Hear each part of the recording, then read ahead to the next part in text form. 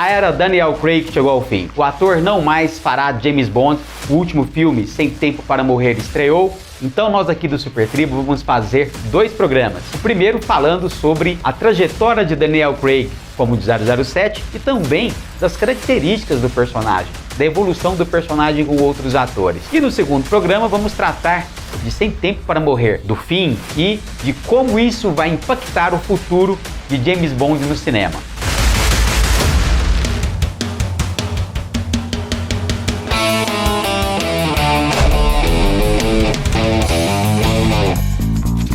Salve, salve tribais de todo o planeta, de todos os universos, tudo bem? Hoje vamos fazer uma análise aí da era Daniel Craig. Como o Daniel Craig trouxe uma nova abordagem para o 007, como ele trouxe uma nova visão para os filmes do agente, e vamos aqui debater o que muitos estão dizendo, que Daniel Craig é um dos melhores intérpretes de 007 no cinema. Para isso, a gente tem que fazer algumas considerações, né? Primeiro, quem é James Bond, né?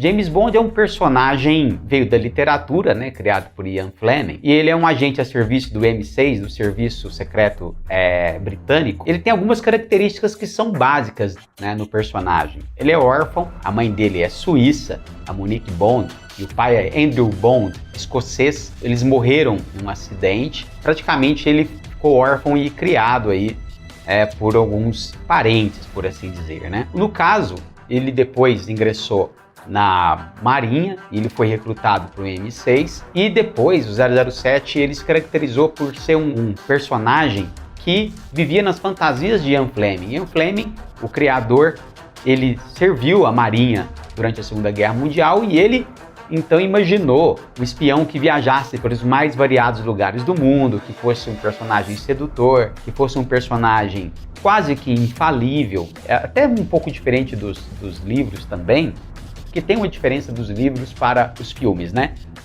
Nos livros, ele é até um pouco mais falível, por assim dizer, né?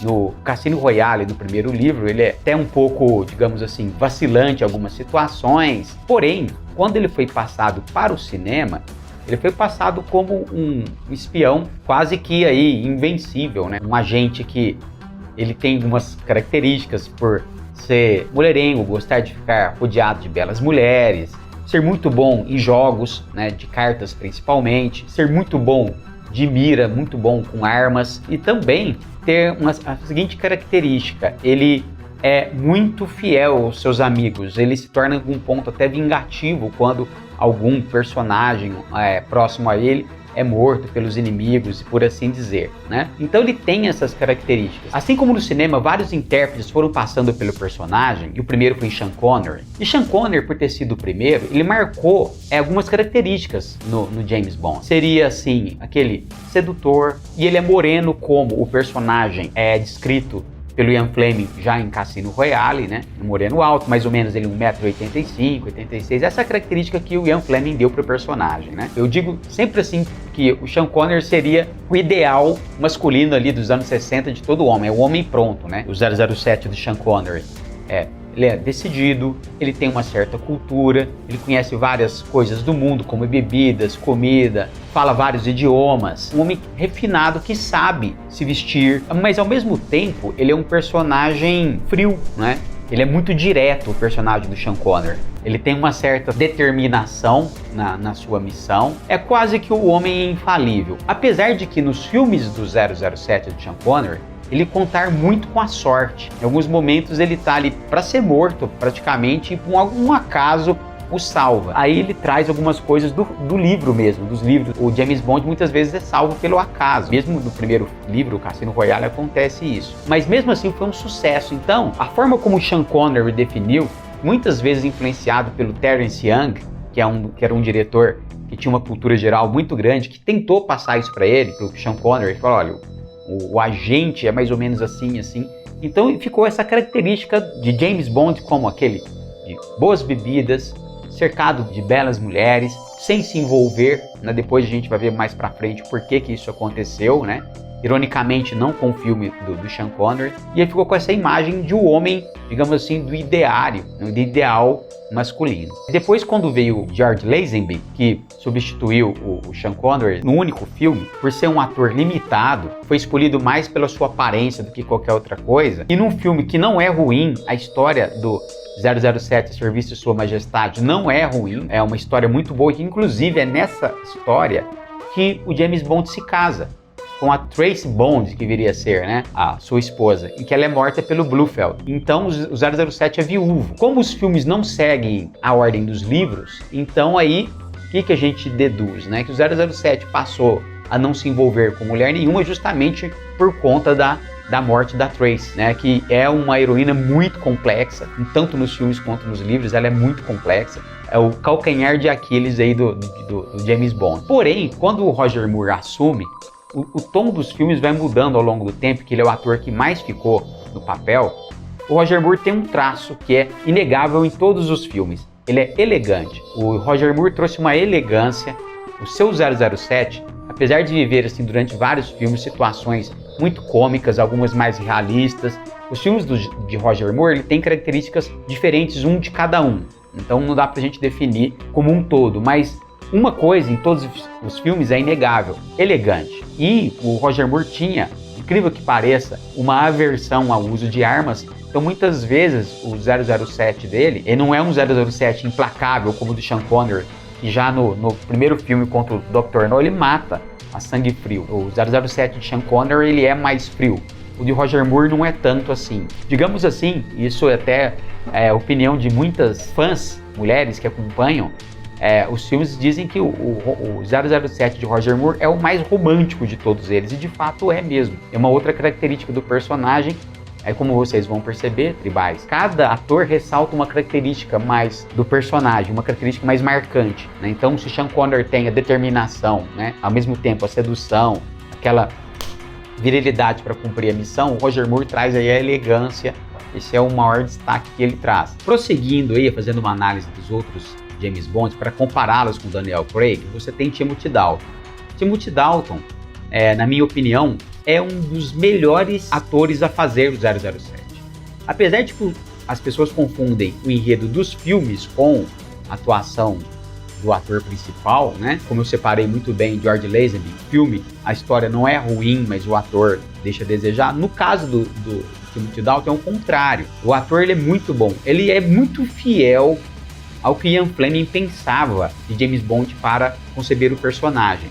Ele é carinhoso e fiel aos seus amigos, ele se aproxima e se afeiçoa às mulheres que estão com ele, mas por outro lado ele é implacável com os seus inimigos, ele é determinado para cumprir a missão. Então temos dois filmes com Timothy Dalton em que ele ressalta essa característica do espião, do agente, que vai lá, cumpre sua função. Ele não tem aquele ar meio indiferente para as mulheres, como por exemplo Sean Connery tinha, porque ali, à época, você tinha uma clara a luta das mulheres ainda pelos seus direitos nos anos 60 e outras coisas, né?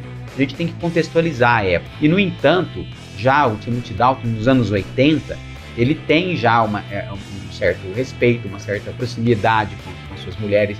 Dá para perceber que ele também tem aquela coisa meio carinhosa que o Roger Moore tem. Então, o Timothy Dalton, na minha visão, apesar de que muitos filmes, principalmente o segundo, que trata de uma vingança pessoal, ele é uma vingança em relação ao Felix Leiter, que é o agente da CIA dos Estados Unidos, que é amigo dele. Nesse filme destoa um pouco daquela característica do 007, que é combater um vilão, que é dominar o mundo, é apenas um traficante de drogas. Então, essa é meio que foge um pouco da proposta da série. Mas Timothy Dalton, ao meu ver, traz essa abordagem do espião que quer cumprir sua missão, um espião determinado, que também tem um pouco a ver com Sean Connery. Muita gente está dizendo, eu li algumas reportagens, que Daniel Craig resgatou a franquia 007. Não vejo dessa maneira, de forma alguma. Quem talvez tenha resgatado a franquia para os anos 90 foi Pierce Brosnan, né, com GoldenEye. Para vocês terem uma ideia do tempo de filme de um para o outro. O último filme de Timothy Dalton, que é Licença para Matar, é de 89, GoldenEye é de 95. Então nós tivemos aí praticamente 6 anos sem filmes de 007. Então o Pierce Brosnan não só retorna como um 007 que se molda muito, e o próprio Pierce Brosnan disse isso, a persona, a característica que Sean Connery tinha, de ser um agente implacável com seus inimigos, de ser um agente meio sedutor, meio... O Pierce Brosnan tem uma coisa muito legal, que ele é meio canastrão, né? Mas ele trouxe uma coisa muito interessante.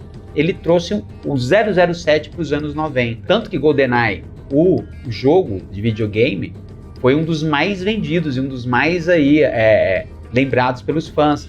E o filme também resgatou, trouxe do limbo o 007. Então eu acredito que Pierce Brosnan, sim, e não Daniel Craig, depois eu vou explicar o porquê, tenha sido o responsável por trazer esse resgate. Eu considero o Pierce Brosnan aí, aquele que transição dos anos 90 para os anos 2000, o 007 high-tech. Que uma das características do 007 foi sempre ter, assim, armas inovadoras, coisas à frente do seu tempo, né? Aí chegamos em Daniel Craig. Vamos relembrar, as pessoas às vezes ficam com hype, porque esse é o melhor, porque ele está se despedindo do papel, porque... Aqui eu vou fazer uma análise bastante fria. O Daniel Craig, ele não seria nunca a minha primeira escolha, seria o Clive Owen, na época em que ele foi cogitado para o papel, né? Por fim, ele foi escolhido para Cassino Royale, que na verdade era o quê? Era como se fosse um reboot da franquia, mas ao mesmo tempo a mostrar as origens de James Bond. E lembrando que 007, como por ser um personagem único, ele não envelhece, ele atravessa o tempo, ele não tem época como o Batman, o Homem-Aranha. Ele vai se renovando ao longo do tempo, porque as primeiras histórias de James Bond datam dos anos 60. O James Bond foi praticamente rebootado enquanto personagem com o Daniel Craig, que em Cassino Royale representa muito bem o James Bond, que ainda é um diamante bruto, que ainda não é o personagem como nós conhecemos, que na sua primeira missão falha, ainda está aprendendo a mesmo se vestir, não tem o seu drink preferido, o martini batido, não mexido, mas ele mantém já algumas características, que é ser bom de cartas, ser muito bom de tiro. Então ele é um diamante bruto se aprimorando, tanto que no final do Cassino Royale ele já está paramentado, né, muito bem vestido como 007. E o que se esperava? Que a partir dali os filmes trouxessem aquelas histórias fechadas de 007, que é sempre assim, as histórias morrem ali, depois a outra começa tudo do zero. Só que não, aí veio Quantum of Solace, que foi um filme muito ruim, um filme muito sem propósito, que continuou a história anterior de Cassino Royale. Aí eles quebram uma tradição da história fechada do 007. Os filmes do 007 nunca tiveram uma história, uma sequência, a não ser em dois momentos em que Roger Moore visita o túmulo da Trace. Na verdade não era ele que era o ator do casamento, mas ele visita o túmulo da Trace em 007 somente para seus olhos. E em 007, o espião que me amava, a personagem agente russa cutuca ele, fala da Trace, e ele fica muito bravo, e ele não gosta que lembre a Trace em sinal de respeito. Então mostra que ali há uma sequência em que ele é viúvo. Um outro momento seria em que Pierce Brosnan visita, no último filme dele, lugares onde tem equipamentos dos filmes de Sean Connery, como o sapato que usou em 007 contra Moscou, o jacaré que ele usa também como disfarce, até que ele fala assim, aqui que guarda essas coisas, como se fosse uma lembrança. Você teve esses momentos de continuidade, só que agora não, com o Daniel Craig você vai ter esses momentos. 007 contra Spectre, aparece também a Vesper como um joguete da Spectre, então eles vão sempre lembrar, então é como se fosse uma saga do personagem do Daniel Craig. E agora que tem o último, Sem Tempo para Morrer, né, que a gente vai falar depois do desfecho. Mas o que eu tenho a dizer sobre Daniel Craig? Que ele trouxe uma abordagem no 007 que não evoluiu do Cassino Royale para o último filme. O 007 Daniel Craig, ele é um 007 bruto, mas é um 007 sem o sarcasmo de um Pierce Brosnan, por exemplo, de um Roger Moore, ou mesmo do Sean Connery, que não tem um charme característico do personagem em outras interpretações. E aí não estou dizendo que é uma interpretação ruim, estou dizendo que ela é diferente da dos outros, ela destoa um pouco da característica que os outros imprimiram e mantiveram no personagem. Digamos assim, é um agente sem refinamento nenhum, ele é um agente pau para toda a obra, para cumprir a sua missão, mesmo nos momentos que deveria ter um humor e mesmo nos momentos que deveria ter um certo carinho, como por exemplo a relação que ele tem com a Amy em Skyfall, que é uma relação meio materna, apesar de ele sentir o baque, ele não demonstra emoções. Percebam que o 007 dele não demonstra a emoção, por exemplo, que o Timothy Dalton tem, se você assistir Marcado para a Morte, entre outros, não tem mesmo. Porém, os seus filmes,